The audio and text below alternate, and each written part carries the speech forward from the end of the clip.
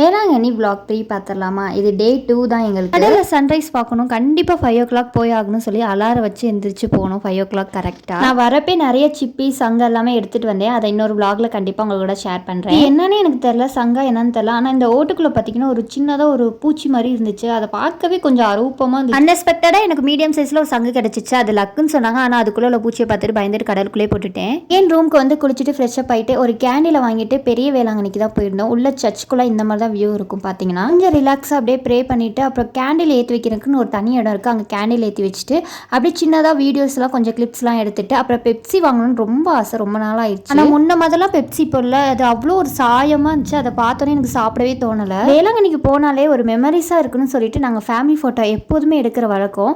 அதே மாதிரி இந்த டைமும் நாங்கள் போயிட்டு ஒரு ஃபோட்டோ ஷூட் எடுத்துகிட்டு வந்தோம். அங்கே பார்த்தீங்கன்னா அவ்வளோ கும்பல். ஃபைனலாக நாங்களும் ஒரு இடத்த பார்த்து ஃபோட்டோ எடுத்துட்டோம். அதுதான் இந்த நெக்ஸ்ட் வேளாங்கண்ணி விலாகில் பார்க்கலாம். தேங்க்யூ.